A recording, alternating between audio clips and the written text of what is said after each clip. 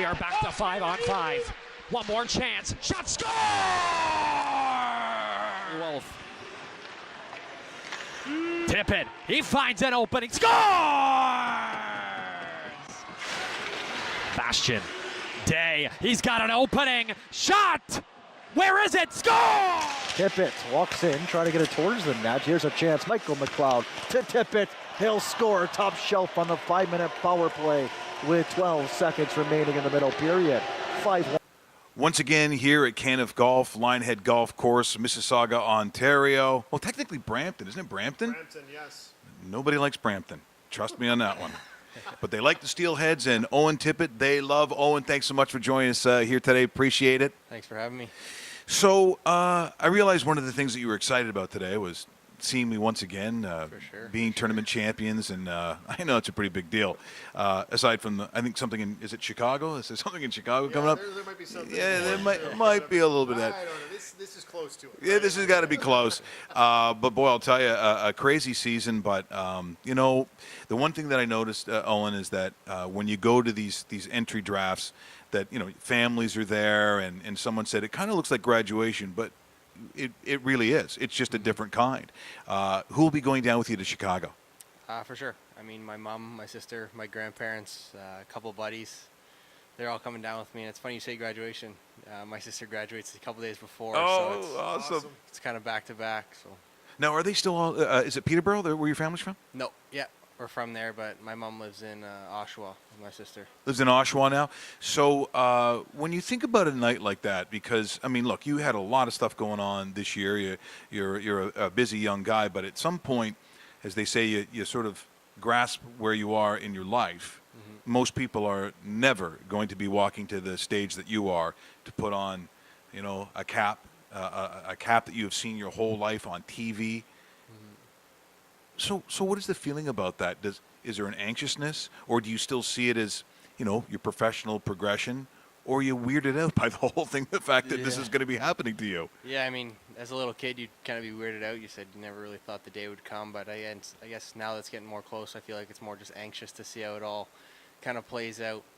It's not too much nerves. It's more just kind of that anxious of getting there and seeing how it'll all play out. So I'm excited. Yeah, definitely exciting. So when you tested at the compound, or however they say it, did you get a chance to talk to any of these teams as well? Is that when you get to go back and forth with a couple NHL teams that want to talk to you? Yeah, for sure. I mean, when you first get there, we got there on the Sunday, and all through the week is just meetings with the teams. I think I had 26. Wow. Yeah, and then at the end of the week, it's the testing. So it's a busy week, but it's also an exciting time. So. Is it mentally straining to hear the same kind of questions? And when you go team to team, do you get a lot of the same questions, or maybe the question I'm looking at is, what's the most difficult question it was to answer from I guess a room full of team management? Yeah, there's not really too much. I mean, it's more just they only have 20 minutes with you. They're just kind of sitting down and getting to know you a little bit as a kid, like your family background, stuff like that. But no, it's really repetitive. You go room to room, and it's almost the same answers for some of them. So, I mean, some teams try and throw little questions here and there to maybe catch you off guard, but I didn't have any of that. It was more just repetitive, getting to know me. So. Well, and because teams spend a lot of time now on trying to figure out character, like they're trying to figure out that even with schooling, like do you not only just a head or an IQ for the game, but just what kind of individual they're having, relationship with parents, like all that kind of stuff seems. I mean, they in the 70s, they didn't do that. I mean, I'm sure guys came in with smokes. They're 40 pounds overweight. It just wasn't that way now. So when you look at like your expectations of what you want to do you actually do that? Because I know that's a question that people ask. Or you just saying, I just want to see what unfolds on that night.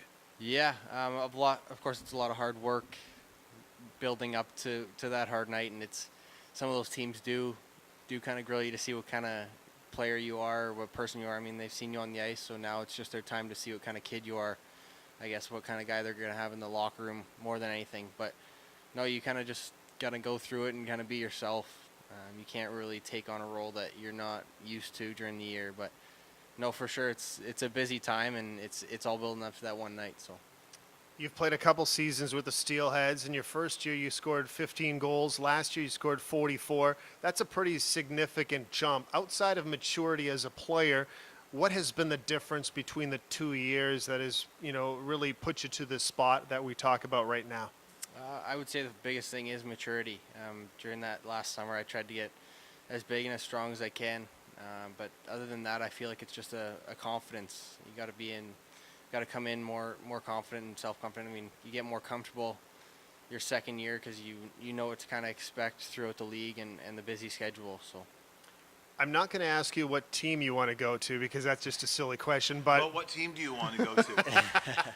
But one thing I was looking at is you have a very good relationship with Alex Nylander.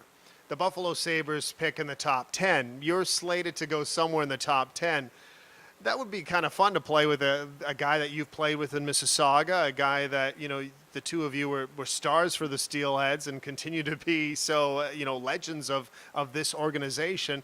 Maybe talk about your relationship with Alex and you're obviously training with him a little bit in the off season and getting ready for wherever you're going to play next year. yeah, for sure. I haven't really talked to him recently. He's kind of been busy with his season last year, but when he was on the team, it's kind of the same as the rest of the guys on the team. We all have a really close relationship, and you kind of build that.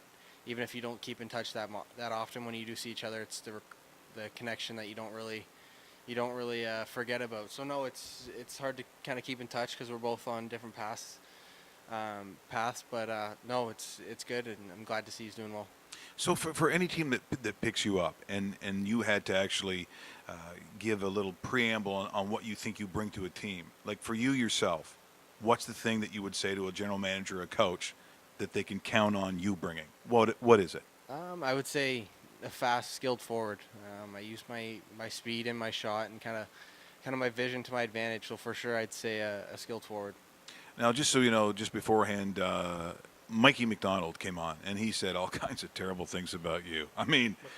Or McLeod rather. I was shocked at some of the stuff.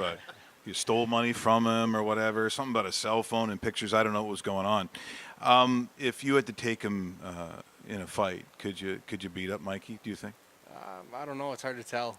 I don't think we're either fighters, but he had one this year, so it's kind of hard to tell when you don't really see it often. So He said he'd like to buy a cottage and a speedboat. Should he make a lot of money? I'd want to buy a cottage too. Yeah. Yeah. So. Good Ontario boys. They want to look for a cottage. Thanks so much, Owen, for joining us here today. We're very excited for you on what is going to be an exciting night in Chicago. It's such a big night for the families, and just the amount of hours and work that it goes into getting to that place. I'll feel just as happy for people like your mom and people like your grandparents who have seen it from day number one. So best of luck. We'll be watching, and thanks for joining us here today. Thank you. Appreciate it. Thanks for having me. Owen Tippett joined us here. I'll be watching Chicago, and we'll see what team he goes to. He said he doesn't have a favorite one. Is it Buffalo? I don't know. No, he's not. Okay. RawMikeRichards.com. What? Did we just become best friends? Yep.